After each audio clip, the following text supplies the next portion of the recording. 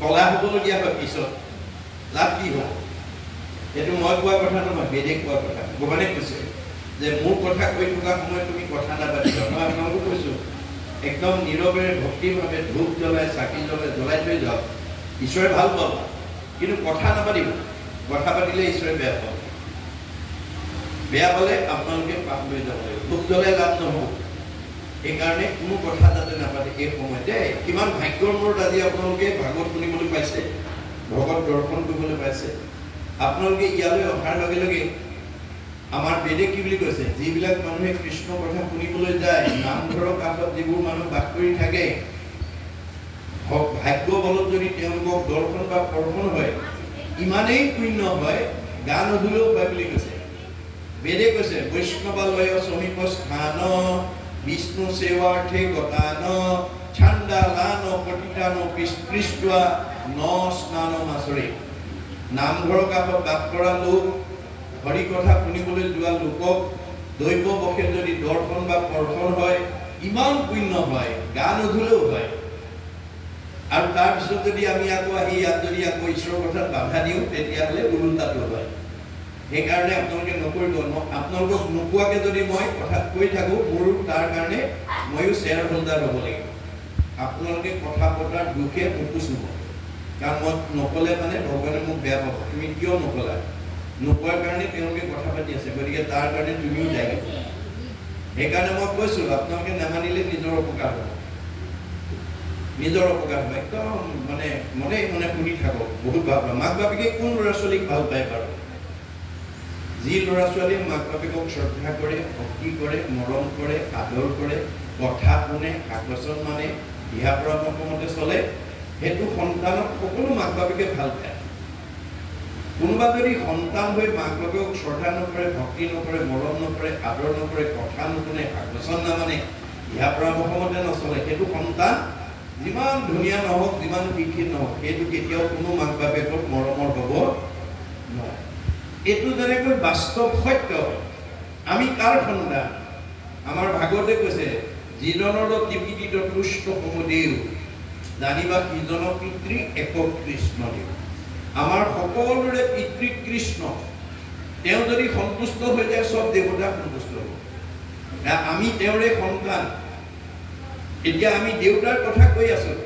আপুনি শুনিছেনে নাই আপুনি মনোযোগ দিছেনে নাই তাৰ ওপৰতে আপোনাক কিমান সুখত ৰাখিব দুখত ৰাখিব আপুনি জীৱনত কিমান উন্নতি কৰিব অৱনতি হ'ব সেইটো নিৰ্ভৰ ঈশ্বৰৰ কথা নুশুনা জীৱ কেতিয়াও শান্তিত থাকিব নোৱাৰে তেওঁ দুখ বেদনাতে ভুগি থাকিব লাগিব ধন টকা পইচা গাড়ী মটৰ চব থাকিলেও তেওঁ আপদৰ পৰা মুক্ত নহয় সেইকাৰণে আপোনালোকে ঈশ্বৰৰ কথা মনোযোগেৰে শুনক ভগৱানে ভাল পাব আৰু ভগৱানে ভাল পালে আমাৰ কোনো দুৰ্লভ নাথাকে কোনো দুৰ্লভ আছে হৰি দুৰ্লভ গতিকে এতিয়া পৰীক্ষিতে সকলোকে দেখা পায় প্ৰত্যেকৰ পৰা প্ৰশ্ন কৰিলে কোৱাচোন দেৱঋষি কোৱা ৰাজঋষি কোৱা ব্ৰহ্মঋষি কোৱা ঋষিজৰ কোৱা গণ্যমান্যসকল মই কি কৰিলে তক্ষকৰ দংশনৰ পৰা কালৰ হাতৰ পৰা মৃত্যুৰ হাতৰ পৰা মই নিজক বচাব পাৰিম ৰজাৰ প্ৰশ্ন শুনাৰ লগে লগে প্ৰত্যেকে নিজা নিজা উত্তৰ দিলে কি বুলি ক'লে কোনোৱে ক'লে তপ কৰা কোনোৱে ক'লে জপ কৰা কোনোৱে ক'লে যজ্ঞ কৰা কোনোৱে ক'লে দান কৰা কোনোৱে ক'লে তীৰ্থ কৰা কোনোৱে ক'লে স্নান কৰা নানা ঋষি নানা মত নানা ঋষিৰ নানা মতে পৰীক্ষিতৰ মৃত্যু ভয় আঁতৰ কৰিব নোৱাৰিলে কিয় কাৰণটো আমাৰ একাদশ স্কন্ধ ভাগৱতত লিখিত হৈ গৈছে গুৰুজনে ভগৱানৰ সৃষ্টি চাৰিমুখী জীৱৰ ভিতৰত ঈশ্বৰক ভজিব পৰা শক্তি মানুহৰ বাদে আনৰ নাই গীতাত কৈছে অসংখ্যাত জীৱ আছে সংসাৰৰ ভিতৰে মনুষ্যকে ভজে আনে ভজিতে নপাৰে মানুহৰ বাদে এনেকে একেলগে বহি ঈশ্বৰৰ কথা ক'ব আৰু শুনিব পৰা শক্তি আন জীৱৰ নাই এতিয়া আমি জীৱশ্ৰেষ্ঠ মানুহ হিচাপে যি জাতি জনগোষ্ঠীতে জন্মগ্ৰহণ নকৰোঁ কিংবা পৃথিৱীৰ য'তেই জন্মগ্ৰহণ নকৰোঁ কিংবা মানুহ মাত্ৰেই ঈশ্বৰক ভজিব লাগিব আমি কেনেকৈ ভজিব লাগিব কেনেকৈ ঈশ্বৰক ভজিলে আমি মুক্তি লাভ কৰিব পাৰিম এই বিষয়ে ভগৱন্তই নিজৰ মুখেদি কৈ গৈছে আন ধৰ্ম ঋষিৰ মুখে কৰাইলা বেকত পঢ়িলা আপোনাৰ মুখে নিজৰ ধৰ্ম যত আমি মানুহ হিচাপে যিটো ধৰ্ম পালন কৰিব লাগে সেইটো ভগৱানৰ নিজৰ মুখেদি কৈ গৈছে। সেইটোৱে হৈছে ভাগৱত ধৰ্ম, সেইটোৱে হৈছে ভক্তি ধৰ্ম, সেইটোৱে হৈছে নাম ধৰ্ম, যিটো আপোনালোকে 4 বছৰত ভৰি দিছে। আপোনালোক কম ভাগ্যৱান নহয়। আপোনালোকৰ এই ভালুক জাৰ্ণিতকৈ বহুত আশে পাশে ধনী গাঁও থাকিব পাৰে, বহুত শিক্ষিত গাঁও থাকিব পাৰে, বহুত ধন টকা পইচা থকা গাঁও থাকিব পাৰে, কিন্তু সকলো গাঁৱৰ মানুহে এনেকুৱা জগতৰ মংগল হোৱা কাম কৰিব নোৱাৰিবও পাৰে। এই কথা ভাগৱতে কৈছে দেই। শতকোটি জন্মান্তৰে গুৱে মহাভাগ, নৰহৰি লোকজীৱে তেবে পাৱে লাভ, তাত যেবে মূৰ দায়া ভৈল যাক প্ৰতি, সেহিকে কৰিব পাৰে আমাক লগতি।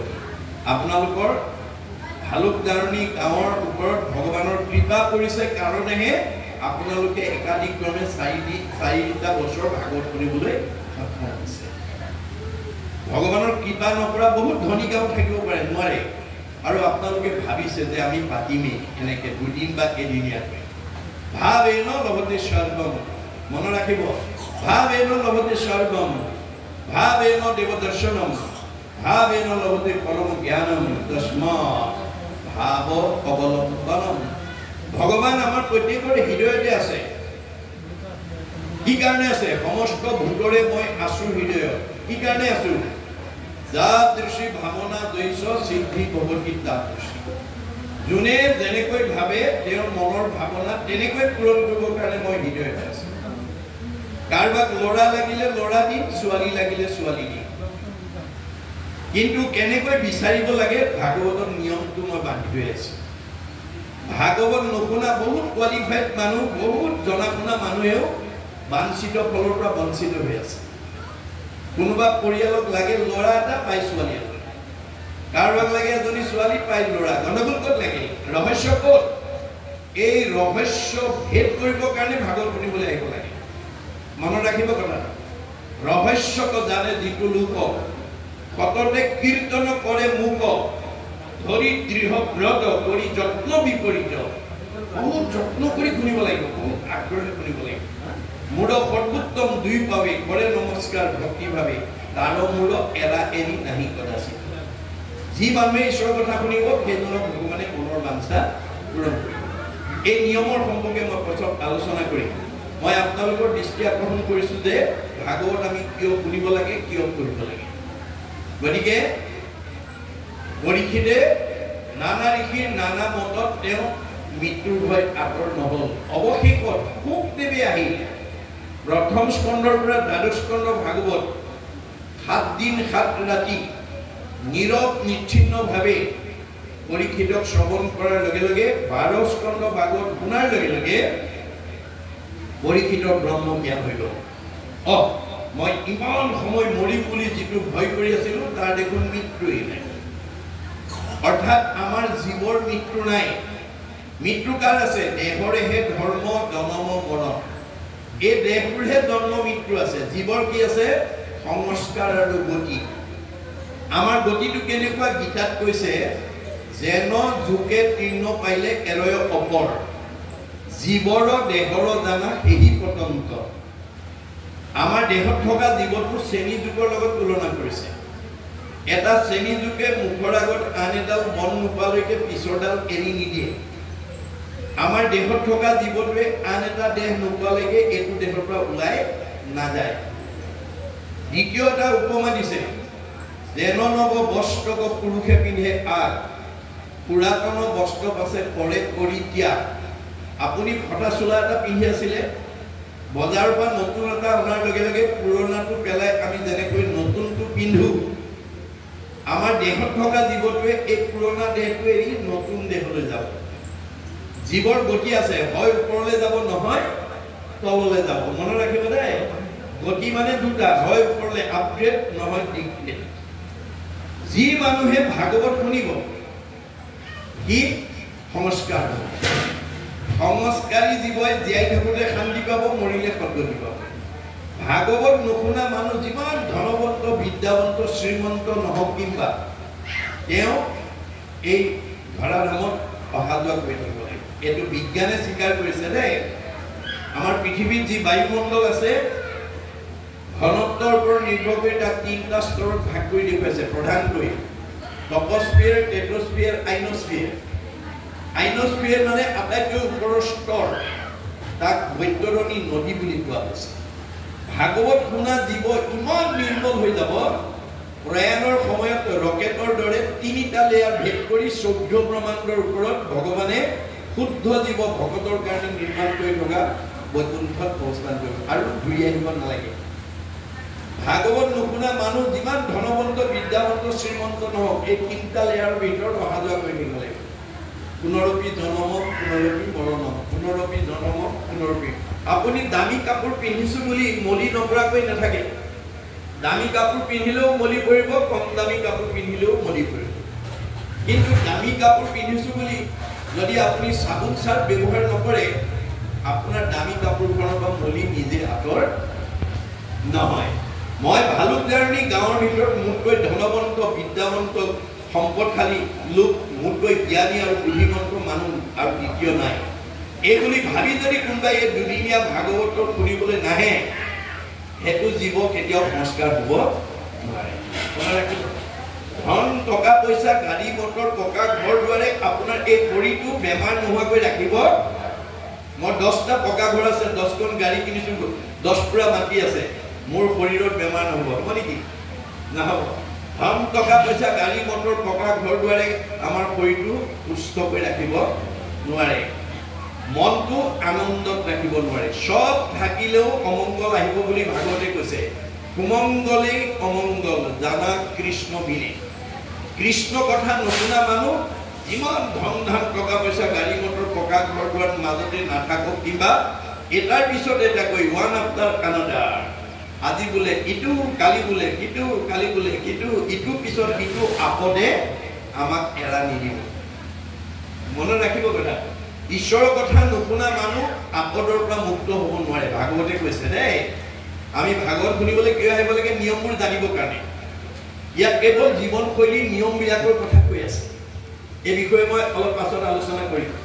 ভাগৱতে কেৱল নিয়মৰ কথা কৈছে, পদ্ধতিৰ কথা কৈছে। কেনেকৈ চলিলে আমাৰ পৰিয়ালটো মিলা প্ৰীতিয়ে থাকিব, আনন্দত থাকিম, আমাৰ ল'ৰা ছোৱালীবিলাক বেমাৰ আজাৰৰ পৰা মুক্ত হৈ থাকিব, আয়ুস বৃদ্ধি হ'ব, পঢ়া শুনাত আগবাঢ়ি যাব, সকলো নিয়মৰ কথা ইয়াত কৈ আছে। কিন্তু এই কথাখিনি কেনেকৈ কৈছে? কিছুমান আখ্যান, উপাখ্যান আৰু কাহিনী, উপকাহিনী। এতিয়া পুৰঞ্জনৰ আখ্যান, পুৰঞ্জন নামৰ এজন ৰজাৰ আখ্যানৰ মাজেদি এই কথাখিনি আমাক কৈ আছে। গতিকে আমি কথাখিনি, তাৰ পৰা নিয়মখিনি আমি শিকি ল'ব লাগিব। তাৰ কাৰণে ভাগৱত শুনিবলৈ আহিব লাগে। গতিকে ভাগৱত নুশুনা জীৱ কেতিয়াও উদ্ধাৰ হ'ব নোৱাৰে। ই এই 3টা লেয়াৰৰ ভিতৰতে অহা যোৱা কৰি থাকিব লাগিব। এতিয়া এই 4ৰ্থ স্কন্ধ ভাগৱতত আমাৰ কিমান পৃষ্ঠা আছিলে বা? 319 পৃষ্ঠা।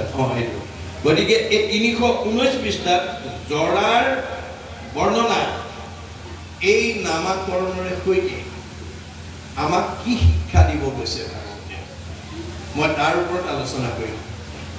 ইয়াৰ পৰা আমি জানিবলগীয়া, বুজিবলগীয়া, শিকিবলগীয়া আৰু আমাৰ ল'ৰা ছোৱালীক জনাবলগীয়া, বুজাবলগীয়া, শিকাবলগীয়া দিশ কি সোমাই আছে এই কাহিনীটোৰ মাজত। ইয়াত মাত্ৰ নিয়মৰ কথা কৈ আছে, কিন্তু এটা কাহিনী আকাৰে কৈ আছে। গতিকে এই কাহিনীটোত আমাৰ জীৱনশৈলীৰ কি দিশ সোমাই আছে আমি তাৰ ওপৰত আলোচনা কৰিম। এই আলোচনাত যদি আপোনালোকৰ কিবা সংশয় থাকে, প্ৰশ্ন কৰি সংশয়টো দূৰ কৰি ল'ব। কাৰণ আমাৰ ভাগৱতত কৈছে, কথা শুনিলেহে কৈছে মনৰ সংশয়, কৃষ্ণৰ সেৱাকৰ ৰতি তেৱেহে পাৰ হয়। আপোনাৰ যেতিয়া সংশয়বোৰ দূৰ হ'ব, তেতিয়া আপুনি কালিলৈ কেনেকৈ শুনো, পৰহিলৈ কেনেকৈ শুনো, আপোনাৰ অনুৰাগটো দিনে দিনে বাঢ়ে। আৰু বাঢ়ি যোৱাৰ লগে লগে আপোনাৰ জীৱই জীয়াই থাকোঁতে শান্তি, মৰিলে সদ্গতি পাব।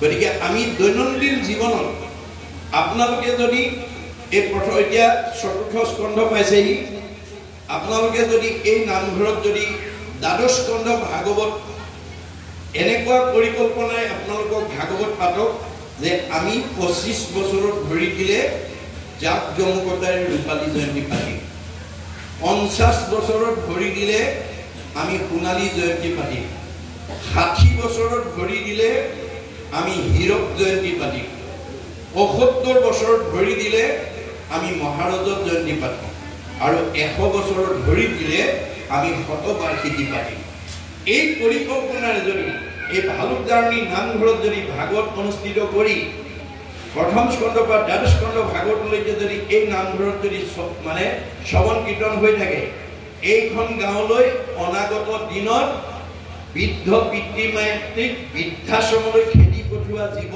ইয়ালৈকে আহিব নোৱাৰিব স্বামী স্ত্ৰীৰ মাজত মনোমালিন্য হৈ থকা শাহু বোৱাৰীৰ মাজত মনোমালিন্য হৈ থকা ককাই ভাইৰ মাজত মনোমালিন্য হৈ থকা সীমা ঘৰীয়াৰ মাজত মনোমালিন্য হৈ থকা সমাজৰ মাজত মনোমালিন্য হৈ থকা জীৱ এইখন গাঁৱলৈ আহিব নোৱাৰিব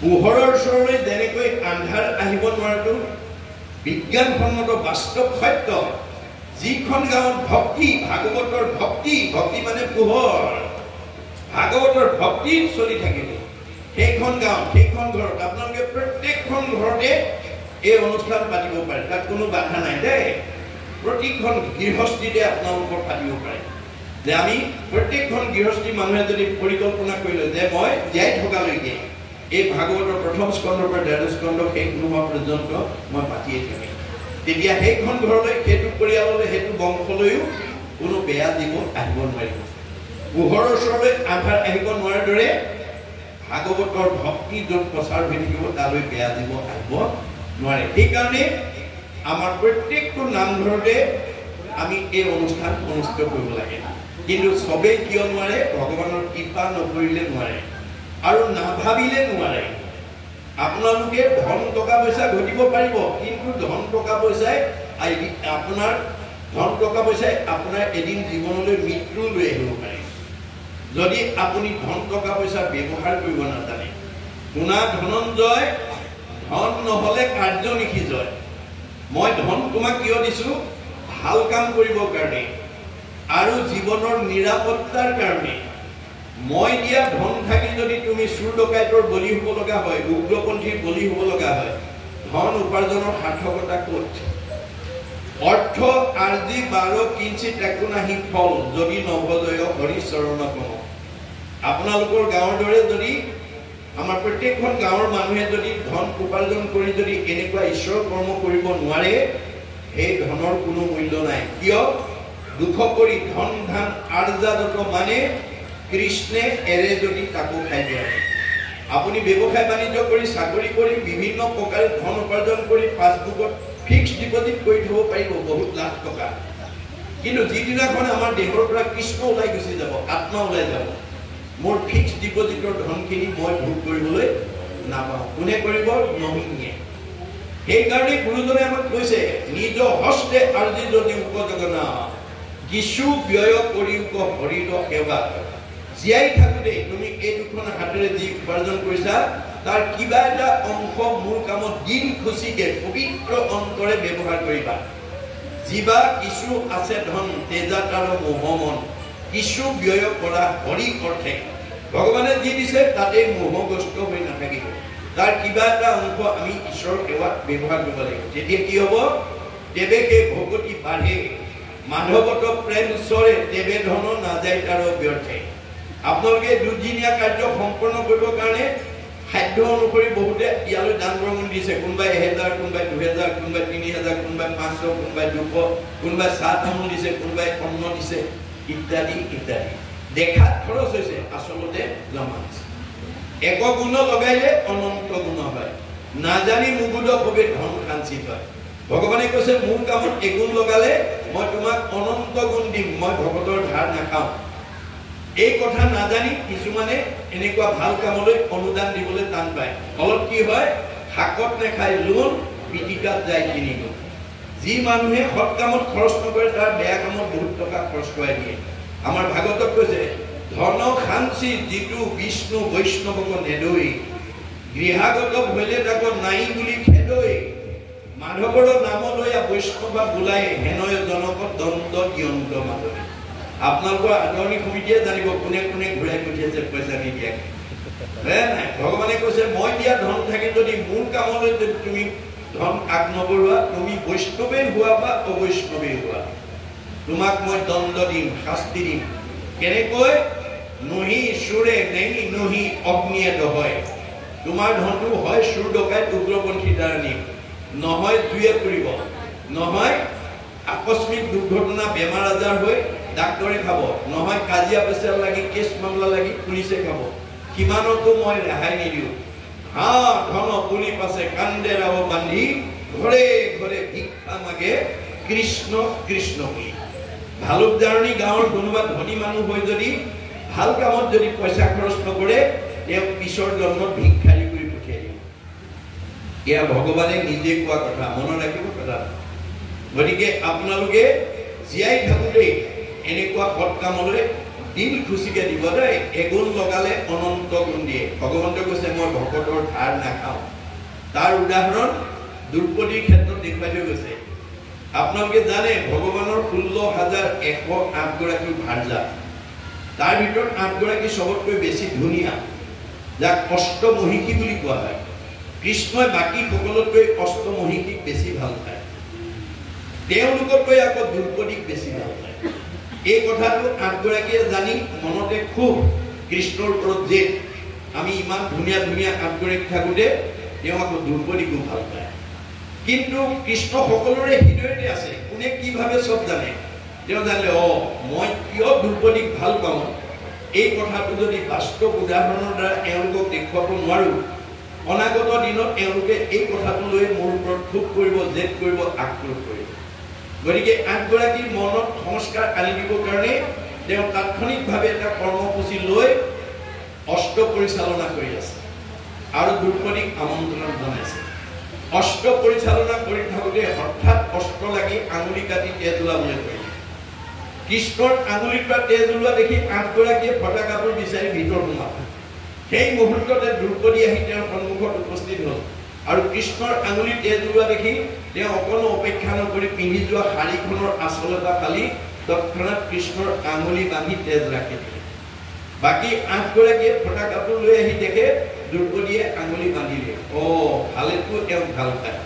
সেইদিনাহে বুজি পাইছে যে কৃষ্ণই আচলতে মানুহক দৈহিকভাৱে নহয় ভক্তিত ভাল পায়। কৃষ্ণৰ প্ৰতি যাৰ ভক্তি থাকিব তেওঁ সকলো বিপদৰ পৰা তেওঁ উদ্ধাৰ কৰিব। গতিকে তেওঁলোক সংস্কাৰ হ'ল। কিন্তু দ্ৰৌপদী এটুকুৰা বস্ত্ৰ ধাৰ লাগিলে।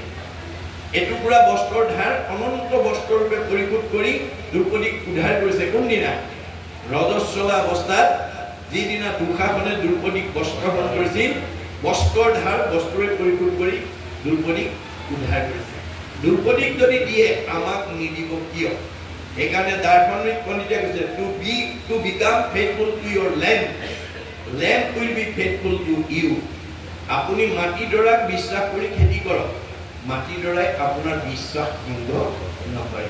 আপুনি ভগৱানক বিশ্বাস কৰি কাম কৰক, ভগৱানে আপোনাক কেতিয়াও বিশ্বাসঘাতকতা নকৰে। গতিকে আমি ভাগৱতৰ পৰা এই তথ্য আমি সংগ্ৰহ কৰিব লাগিব। এতিয়া ইয়াত এই চতুৰ্থ স্কন্ধৰ এই জৰাৰ বৰ্ণনা নামাকৰণৰ সৈতে নামটো কি দিছে? জৰাৰ বৰ্ণনা। অৰ্থাৎ আমাৰ এই দেহটো সদায় একেদৰে নাথাকে। কালগ্ৰস্ত হৈ এদিন আপুনি বা মই বাল্য আছিলোঁ, তাৰপিছত জোৱা হ'লোঁ, ডেকা হ'লোঁ, ডেকাৰ পিছত জৰা, জৰাৰ পিছত বৃদ্ধ, ডেকাৰ পিছত বৃদ্ধ, বৃদ্ধৰ পিছত জৰা, জৰাৰ পাছত মৃত্যু। আমাৰ দেহটো কোনেও একেদৰে ৰাখিব নোৱাৰে। গতিকে পুৰঞ্জন ৰজাই এগৰাকী ভাৰ্যা লগ পাইছিল, যিগৰাকী জীৱনলৈ জৰা নামি আহিছে। জৰা মানে বৃদ্ধৰ পিছৰ অৱস্থাটো, যিটো সময়ত চুলি পকে, দাঁত সৰে, দৃষ্টিশক্তি কমে, শ্ৰৱণ শক্তি কমে, শৰীৰ সুতুৰা সুতুৰ হয়, টান টান বস্তু চুবা দাঁতকেইটা ফুলতি পৰে, সেই যিটো অৱস্থা, সেই অৱস্থাটোকে কৈছে জৰা অৱস্থা। এতিয়া ইয়াত পদৰ মাজেদি আমাক কৈছে কি বুলি? কালৰ দুহিতা জগত বিদিতা যাক জৰা বুলি জানে। যে কালৰ দ্বাৰা যিগৰাকী কইনা প্ৰতিপালিত হৈ থাকে, যাক জগতে চিনি পায়, আৰু যাক জৰা বুলি মানে যে যিটো অৱস্থা আহিলে মানুহে তেওঁ এতিয়া একেবাৰে জৰা অৱস্থা আৰু বুজিছেনে? উঠা বহা কৰিব নোৱাৰে, কোনোবাই ধৰি নিদিলে উঠিব নোৱাৰে, বহুৱাই নিদিলে বহিব নোৱাৰে। এই যিটো অৱস্থা, সেই অৱস্থাটোৰ নাম হৈছে জৰা। মনত ৰাখিবা দেই, কাহিনী আকাৰে কৈ আছে। মানে আমাৰ বাহিৰৰ এগৰাকী মানে সুন্দৰী বা কইনাক এই জৰা অৱস্থাত সজাই পেলাই আমাৰ দেশ জগতৰ কথাখিনি কৈ আছে যে আপুনি আজি ডেকা হৈ আছে, কাইলৈ মানে বৃদ্ধ হ'ব লাগিব, বৃদ্ধৰ পিছত জৰা হ'ব লাগিব, জৰাৰ পিছত মৃত্যু হ'ব লাগিব। গতিকে আমি দেহক লৈ পেলাই যাতে অভিমান কৰিব লগা নহয়। আমাৰ এতিয়া সমাজত বহুতে দেহকে আত্মা বুলি ভাবে, আৰু দেহটো সুখ শান্তিৰ কাৰণে নামঘৰলৈ আহিবলৈও সময় নাই, ভকতৰ সময়লৈ আহিবলৈ সময় নাই, ঈশ্বৰৰ কথা এটা শুনিবলৈ সময় নাই। কেৱল মাত্ৰ এই দেহটো সুখ ভোগৰ কাৰণে, পৰিয়ালৰ মানে ল'ৰা ছোৱালীৰ সুখ ভোগৰ কাৰণে আমাৰ সমাজত বহুত মানুহ ব্যস্ত হৈ থাকে। কিন্তু গুৰুজনে ভাগৱতৰ দ্বাৰা আমাক কৈছে কি বুলি, যিটো শৰীৰৰ অৰ্থে কৰা কৰ্ম নানা, প্ৰাণ গৈলে হৈব তাহাক নাজানা। যিটো শৰীৰকে মোৰ বুলি আত্মা বুলি তুমি লাগি থাকা, শৰীৰটো সুখত ৰাখিবৰ কাৰণে, যিদিনাখন তোমাৰ সেই শৰীৰটোৰ পৰা প্ৰাণটো ওলাই যাব, তেতিয়া তোমাৰ সেই শৰীৰটো বুলি ক'ব, সেই কথাটো তুমি নাজানা। প্ৰাণ গ'লে তাহাক নাজানা। আমি যিটো ল'ৰা ছোৱালীক ইষ্টমিত্ৰ কুটুম্বক খুৱাব পিন্ধাবৰ কাৰণে আমি যিটো ৰাতিয়ে দিনে কষ্ট কৰি আছো, নামঘৰলৈ আহিবলৈ সময় নাই, ভকতৰ সময়লৈ আহিবলৈ সময় নাই, ভাগৱতৰ আলোচনালৈ আহিবলৈ সময় নাই, কিন্তু সেইখিনি যিদিনাখন আপোনাৰ দেহৰ পৰা প্ৰাণ ওলাই যাব, সেই ইষ্টমিত্ৰ কুটুম্ববিলাকে কি কৰিব, ইষ্টমিত্ৰ কুটুম্ব দেখা যতজন অসুচি বুলিয়া নকৰিব দৰ্শন। সেইদিনাখন তোমাক চালে গা ধুব লাগিব বুলি তোমাক চাবলৈ ওলাই। কেনেবাকে ৰাতি পুহমহীয়া ৰাতি 12 বজাত যদি মই তোমাৰ দেহৰ পৰা ওলাই যাওঁ, ঠাণ্ডা দিনত মাঘমহীয়া ৰাতি 12টা বজাত যদি তোমাৰ দেহৰ পৰা ওলাই যাওঁ, তোমাক চালে গা ধুব লাগিব বুলি ওচৰ পাজৰৰ ইষ্টমিত্ৰ কুটুম্বৰ লেপৰ পটলৰ পৰা ওলাই নাহিব। সেইদিনা তুমি কাষ্ঠ যেন থাকিবে মাটিত পৰিয়া, হেন দেহ আপোনাৰো বোলা কি লাগিব। মই ওলাই যোৱাৰ পিছত তোমাৰ সেইটো কাঠ পৰা দি কহি থাকিব, সেইটো দেহকে তুমি আত্মা বুলি ভাবি মোৰ ঈশ্বৰৰ কথা নুশুনাকৈ ভক্তি নকৰাকৈ জীৱনটো পাৰ নকৰিবা। একেশ্বৰে আকিলা যায় বাহা একেশ্বৰ, লগত সহায়ক কোনো নহৈব ভকত। বহুত পকা ঘৰ বনাব পাৰিবা, গাড়ী মটৰ কিনিব পাৰিবা, মাটি সম্পত্তি ল'ব পাৰিবা, কিন্তু যাবৰ সময়ত তুমি একো নিব নোৱাৰা। একো নিব নোৱাৰা সম্পত্তিকে যাতে মই ঘটি থাকিব লগা নহয়। লগত নিয়া ধন ঘটিবলৈ কৈছে, পৰকালৰ ধন মাধৱৰ নাম, ডাকত লোৱা গলে বান্ধি, ঐত এটিক্ষণে এৰা আলজাল পাছে মৰিবা হাকালি। মানে এই ভালুক জাৰণি গাঁৱৰ ৰাইজে দুদিনীয়াকৈ ভাগৱত পাতি নামঘৰত অনুষ্ঠিত কৰাৰ পিছতো কোনোবাই যদি নাই মই এতিয়া ভাগৱত শুনিবলৈ গ'লে মোৰ ব্যৱসায় নষ্ট হ'ব, কাম ক্ষতি হ'ব, নাই মই নাযাওঁ, এই বুলি যদি আপুনি দুদিন নহাকৈ থাকে, তেতিয়া এই দুদিনৰ যিটো ধন আপুনি লগত নিব লাগিছিল। জীৱৰ মৃত্যু নাই, জীৱৰ গতি আছে। কিহৰ ওপৰত? কৰ্মৰ ওপৰত। প্ৰাৰব্ধ, আৰব্ধ, অনাৰব্ধ। মনত ৰাখিবা দেই, বেদৰ নিয়ম। বেদে আমাৰ জীৱবিলাকৰ কৰ্মফলক 3টা ভাগত ভাগ কৰি দেখুৱাইছে, প্ৰাৰব্ধ, আৰব্ধ, অনাৰব্ধ। প্ৰাৰব্ধ মানে পূৰ্ব জন্ম, জীৱৰ মৃত্যু নাই, দেহটোৰহে মৃত্যু আছে। জীৱ মাত্ৰ ঘূৰি থাকে, চক্ৰবৎ পৰিৱৰ্তনকে দুখানিছ সুখানিছ। আজিৰ দৰে ভাগৱত শুনি যদি বেয়াবিলাক এৰিব পাৰে, আপুনি জীয়াই থাকোঁতে খুব শান্তি পাব, পৰিলে পদ্ধতি পাব। ভাগৱত নুশুনাৰ কাৰণে আপুনি যদি নিজৰ সুখৰ কাৰণে আনক দুখ দিবলৈ যায়, তেতিয়া আপোনাৰ পাপ হ'ব। পাপ হ'লে আপোনাৰ জীৱনলৈ দুখ দুৰ্গতি নামি আহিব, আয়ুস কমি যাব। এয়াই হৈছে ভাগৱতৰ মত। ভাগৱত শুনিবলৈ সেইকাৰণে আয়ুস বঢ়াবৰ কাৰণে আহিব লাগে দেই, মনত ৰাখিব। আপোনালোকৰ এই ভালুকজাৰণি গাঁৱৰ আটাইতকৈ বেছি বয়স পোৱা মতা মানুহ কোন আছে আৰু আটাইতকৈ বেছি বয়স পোৱা মাইকী মানুহ কোন আছে, আপোনালোকে এবাৰ চাব। তেতিয়াহ'লে গম পাব যিজন মতা মানুহে নীতি নিয়ম মানে, সদাচাৰ মানে আৰু ঈশ্বৰৰ প্ৰতি ভক্তি আছে, গাঁওখনৰ ভিতৰত সেইজন মানুহ চবতকৈ বেছি আয়ুস দীঘল হ'ব। মাইকী মানুহৰ যিসকল মাইকী মানুহে নীতি নিয়মত থাকে আৰু ঈশ্বৰৰ প্ৰতি ভক্তি থাকে, তেওঁ গাঁওখনৰ বাকীবিলাকতকৈ আয়ুস বেছি হ'ব। মনত ৰাখিব, আপুনি আয়ুস বঢ়াবও পাৰে, আয়ুস কমাবও পাৰে। আপুনি মানে শৰীৰটো সুস্থ কৰি ৰাখিব পাৰে, সুস্থ ভাঙি পেলাবও পাৰে। সেইকাৰণে আমাৰ দাৰ্শনিক পণ্ডিতে কৈছে, you are the creator of your own destiny. আপোনাৰ ভাগ্যখন আপুনি নিজে গঢ়িব লাগিব আপোনাৰ পৰিয়ালটো আপুনি ভাল কৰিব লাগে আপোনাৰ সমাজখন আপোনালোকে ভাল কৰিব লাগে আনে কৰিব নোৱাৰে সেইকাৰণে মহাপুৰুষ মাধৱদেৱে ঘোষাত লিখিছে আপুনি আপোনাৰ শত্ৰু আপুনি আপোনাৰ মিত্ৰ আপুনি আপোনাৰ ৰাখে মাৰে আপুনি নিজক ৰাখিবও পাৰে মাৰিবও পাৰে হৰিক নভজি নৰে আপুনি হৈ মস্ত হৰি ভজি আপোনাক গোটায় আমাৰ দশম কীৰ্তন ঘোষাৰত্ন গীতা ভাগৱতে কেৱল নিয়মৰ কথাই কৈ আছে সদাচাৰৰ কথা কৈ আছে গতিকে ইয়াৰ কাহিনী উপকাহিনী আখ্যান উপাখ্যানৰ মাজেদি কৈ আছে ভাগৱত নুশুনা মানুহে আয়ুস বঢ়াব নোৱাৰে ভাগৱত নুশুনা মানুহে জীয়াই থাকোঁতে শান্তিত থাকিব নোৱাৰে শৰীৰটো সুস্থ কৰি ৰাখিব নোৱাৰে বেমাৰ আজাৰে তাৰ আক্ৰমণ কৰিবই কাৰণ সি মনৰ বলি হৈ আছে সি মনৰ দাস হৈ আছে মনে পাপ কৰে যায় লাগয় জীৱন সি কাৰণে জীৱে দুখে ভুলে সংসাৰ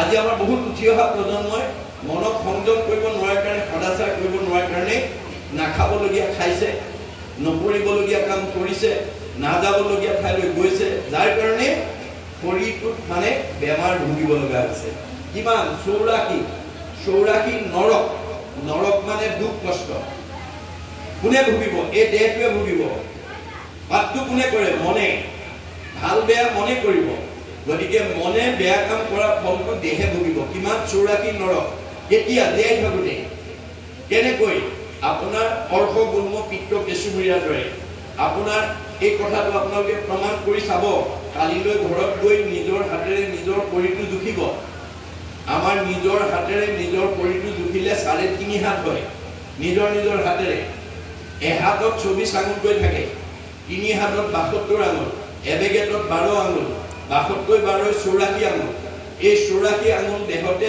নখচন্দ্ৰৰ পৰা পেশলৈকে নখ চুকুৰা হৈ নখ মৰা পৰা ধৰি চুলি কৰা উপনি উঠি হোৱা লাগে আমাৰ এই বাকি চোৱা অৰ্শ গুল্ম পিত্ৰ কেঁচুমুৰীয়া মূৰৰ বিষ পেটৰ বিষ দাঁতৰ বিষ কঁকাল বিষ কাৰ কি আছে আপোনাৰ কৰ্মৰ দুখত আপোনাৰ শৰীৰে বেমাৰ ভুগিব লাগিব সেইকাৰণে আমি মনক ভাগৱত শুনি সংস্কাৰ কৰিব লাগিব কাপোৰ এখন চফা কৰিবলৈ যেনেকৈ চাবোন চাৰ ব্যৱহাৰ কৰিব লাগে মনটো শুদ্ধ কৰিবলৈ কৃষ্ণ কথা শুনিব লাগে কৃষ্ণ কথা নুশুনা মানুহে নিজৰ শৰীৰটো সুস্থ কৰি ৰাখিব নোৱাৰে আৰু আয়ুস বঢ়াব নোৱাৰে সেইকাৰণে মই আহ্বান জনাম অনাগত বৰ্ষত অহাকালিলৈ আপোনালোকৰ সকলো যুৱক যুৱতীয়ে আহি এক ক্ষণ বেছি নহয় দে 4 মিনিট এক ক্ষণ মানে যিটো শুনে কৃষ্ণ কথা তাৰ অবিনে আনৰ জীৱন যায় বিধা আপুনি কিবা বিশেষ কৰ্মত ব্যস্ততাৰ কাৰণে আপুনি বেছি সময় শুনিব নোৱাৰে 4 মিনিট সময় যদি শুনে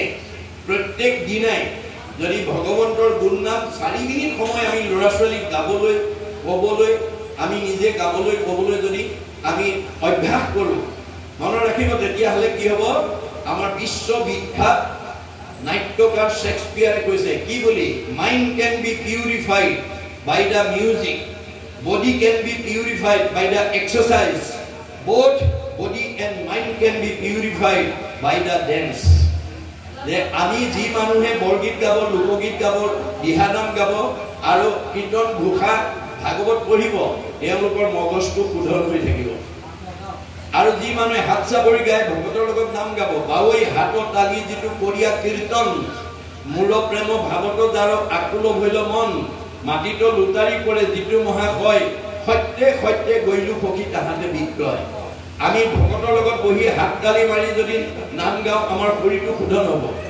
both body and mind can be purified by the dance নাচিলে মানে মন আৰু শৰীৰ দুটাই সুস্থ হয় সেইকাৰণে আপোনালোকে নাচিবলৈ অলপ যত্ন কৰিব সমাজৰ আগত লাজ কৰিলে মানুহ নথকা ঠাই সময়ত লাইফ সাইড আইনাখনৰ ওচৰলৈ গৈ অলপ কঁকাল ভাঙি ভাঙি নাচিবলৈ শিকিব দেই তেতিয়া আপোনাৰ দেহ মন দুইটা সুস্থ হৈ যাব আমাৰ গুৰুজনে সেই নীতি শিক্ষা দি থৈ গৈছে কি বুলি এই নামঘৰটো আপোনালোকে ভালুক জাৰ্ণি গাঁৱত পাতিলেই নহ'ব আপোনালোকৰ গাঁৱৰ উঠি অহা যিবোৰ ল'ৰা ছোৱালী তেওঁলোকক গুৰুজনাৰ 12খন নাটৰ পৰা এখন নাট যদি আপোনালোকে প্ৰশিক্ষণ কৰ্মশালা দি যদি ইয়াত পৰিৱেশন কৰিব পাৰে তেতিয়াহ'লে আমাৰ শাৰীৰিক মানসিক বৌদ্ধিক কেনেকৈ আমাৰ উৎকৰ্ষ হ'ব আমাৰ বেদত কৈছে ভগৱানে কি বুলি কেশৱ অগ্ৰে গীতং বাদ্যং নিত্যং য কৰোতি কলৌ নৰহ পদে পদে অশ্বমেধ ফলন প্ৰাপ্নুতি নিত্যৈছ যিবিলাক শিল্পীয়ে নিৰ্গুণ কৃষ্ণৰ গুণলীলা গীত বাদ্য নৃত্য পৰিৱেশনৰ দ্বাৰা পৰিৱেশন কৰিব তেওঁলোকৰ প্ৰতিটো খোজৰ মূল্য হ'ব এটা এটা অশ্বমেধ যজ্ঞৰ সমান শূন্য আৰু যিসকল দৰ্শকে শ্ৰোতাই আহি শুনিব গীতং বাদ্যং নৃত্যং হৰি কথা শুনে স্বপুণ্যাত্মা তলুকৰ ওপৰে সংস্থিতা আপোনালোকে অহা কালিলৈ আৰু আজি যিসকলে ঈশ্বৰৰ কথা শুনিব তেওঁলোক পুণ্যাত্মা তেওঁলোকক ক'ত থ'ব চৌধ্য ব্ৰহ্মাণ্ডৰ বাহিৰত বৈকুণ্ঠত স্থান দিব এয়া ভগৱানৰ মুখৰ বাণী এইখিনি আমি শুনিলেই নহ'ব কাৰ্যকৰী কৰিব লাগিব ইয়াৰ প্ৰতি আমি গাঁওখন সজাগ হ'ব লাগিব আমাৰ যিসকল সচেতন ব্যক্তিয়ে এই 4 বছৰ আগুৱাই আনিছে তেওঁলোকে শতবাৰ্ষিকলৈ হ'ল সেই আটাইকেইজনেই নাথাকিবও পাৰে কিন্তু তেওঁলোকে যে এটা সৎ আদৰ্শ গাঁওখনত এৰি থৈ গ'ল এই প্ৰতিষ্ঠাপক যিকেইজনে প্ৰথম আৰম্ভ কৰিছিল তেওঁলোক এই দেশ দ্বাৰকা কাল সাগৰ এদিন ডুব যাব আমাৰ বাহিৰত দেখুৱাইছে কৃষ্ণ বৈকুণ্ঠ প্ৰায় হোৱাৰ লগে লগে দ্বাৰকা নগৰখন সাগৰত ডুব গ'ল কিন্তু ৰুক্মিণী মন্দিৰটো আজি কুপতি সাগৰৰ মাজত জিলিকি আছে আৰু সেই মন্দিৰটো চাই অহা ভকতো আমি লগ পাইছো এতিয়া আমাৰ গুৰুজনাৰ দৰ্শন ভাগৱতৰ দৰ্শন বেদৰ দৰ্শনটো হৈছে যে এতিয়া আমি সাগৰৰ মাজৰ ৰুক্মিণী মন্দিৰ বিচাৰি ফুৰিলে নহ'ব আমি ভালুক জাৰণী গাঁৱত জন্মগ্ৰহণ কৰি গাঁওখনৰ কাৰণে সমাজখনৰ কাৰণে উঠি অহা প্ৰজন্মৰ কাৰণে অনুষ্ঠানৰ কাৰণে প্ৰতিষ্ঠানৰ কাৰণে দহৰ উপকাৰৰ কাৰণে আমি কি ভাল কাম কৰি গ'লো সেই ভাল কামেই হ'ব আমাৰ ৰুক্মিণী মন্দিৰ আমি মৰা পিছতো আমাক জীয়াই ৰাখিব এভাৰগ্ৰীণ চিৰ সজীৱ কৰি ৰাখিব আজি শংকৰ মাধৱ আমাৰ মাজত কায়িকভাৱে নাই মহাত্মা গান্ধী নাই জ্যোতিপ্ৰসাদ আগৰৱালা নাই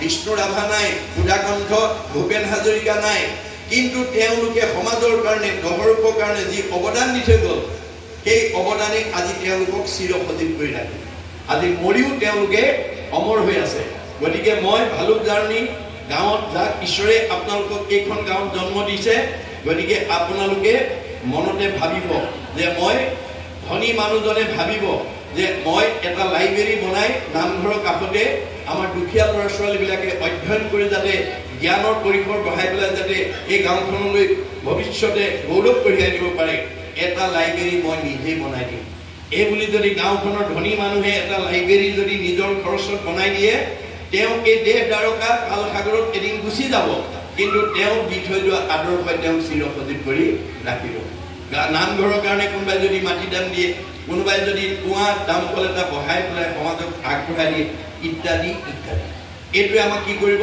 চিৰ সজীৱ কৰি ৰাখিব গতিকে আমাৰ ভাগৱতে সেই আদৰ্শবিলাকৰ কথাই কৈ আছে যে আমি ভাগৱত শুনি প্ৰত্যেকে আমি আজি যাওঁতে ভাবি যাব যে আমি এই নামঘৰত প্ৰতি বছৰে পাতিমেই আৰু আমাৰ ঘৰতো আমি পাৰিলে বছৰত এবাৰ ভাগৱত আমি পাতি মই জন্ম দিয়া ল'ৰা ছোৱালীকেইটাই যাতে ভাগৱত শুনে তেতিয়াহ'লে সেইখন ঘৰলৈ অনাগত দিনত বৃদ্ধ পিতৃ মাতৃক বৃদ্ধাশ্ৰমলৈ খেদি পঠিওৱা জীৱ তালৈকে আহিব নোৱাৰিব এই তথ্য আমাক দি আছে তাৰপিছত কি কৈছে তলৈকৰ ভিতৰে যত বড় আছে কেহু নকৰিলে বিয়া তাইৰ গুণগণ দেখিয়া সঘন সবাৰো কাম পয়হিয়া এগৰাকী কইনা সজাইছে কাক জোৰা অৰ্থাৎ যেতিয়া আপোনাৰ শৰীৰ ফুটুৰা ফুটুৰ কৰিব চুলি পকিব চকুৰে নেদেখা হ'ব কাণেৰে নুশুনা হ'ব কমনীয় দেহাটো ফুটুৰা ফুটুৰ কৰিব দাঁতবিলাক ফুলকি পৰিব সেইজন মানুহ সেইগৰাকী মানুহ যিমানেই ধুনীয়া নহওক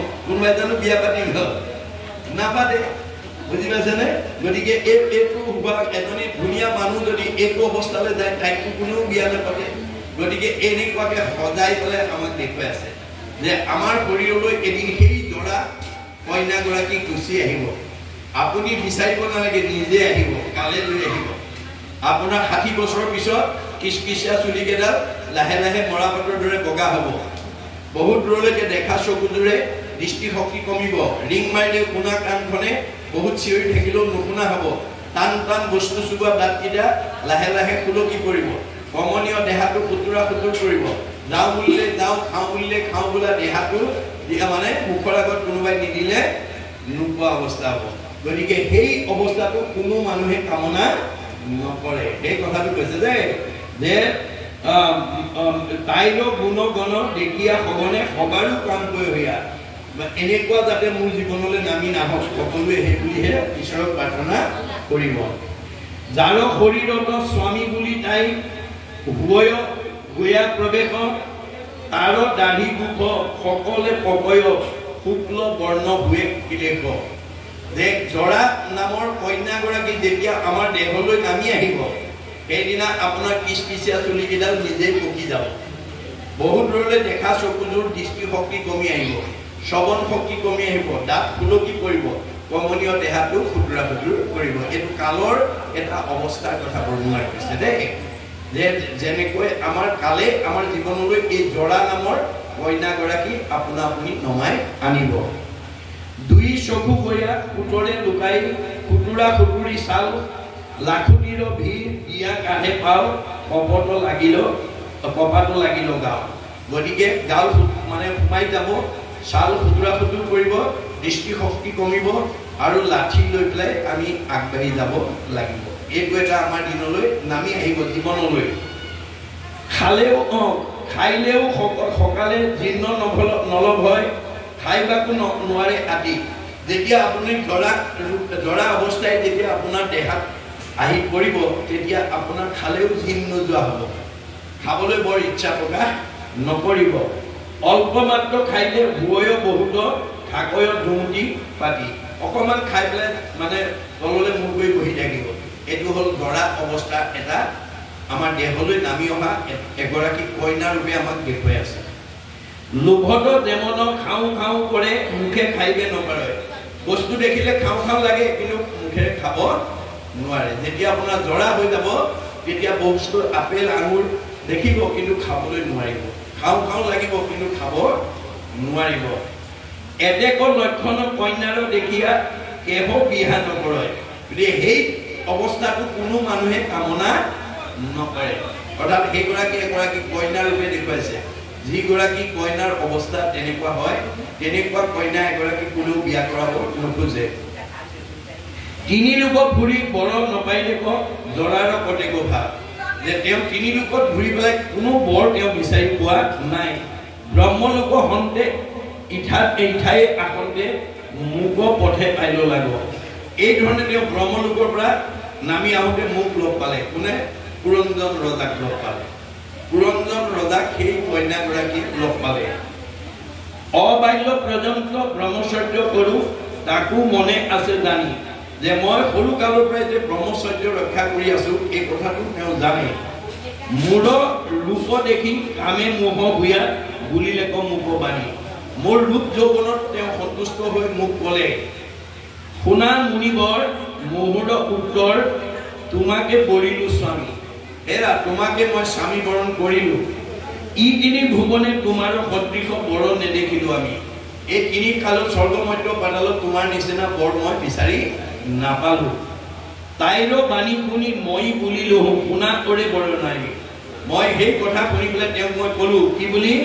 মহা ব্ৰহ্মচৰ্য ব্ৰত কৰো মই, মোক বাচ্ছাকে নকৰি। মইতো ব্ৰহ্মচৰ্য পালন কৰি আছো, তুমি কেনেকৈ মোক স্বামী বৰণ কৰিবৰ কাৰণে ইচ্ছা প্ৰকাশ কৰিলা? এই কথাটো তেওঁ মানে বাহিৰত এটা প্ৰতিচ্ছবি সজাই পেলাই আমাক এগৰাকী কন্যাৰ ৰূপত এই কাল নামৰ মানে জৰাৰূপী কন্যাগৰাকীক আমাক দেখুৱাই থৈছে। এইখিনিকে আমাক কৈছে যে ইয়াৰ পিছত আমাক পদে কি ক'ব, আমি আকৌ পদবন্ধে আলোচনা কৰিম।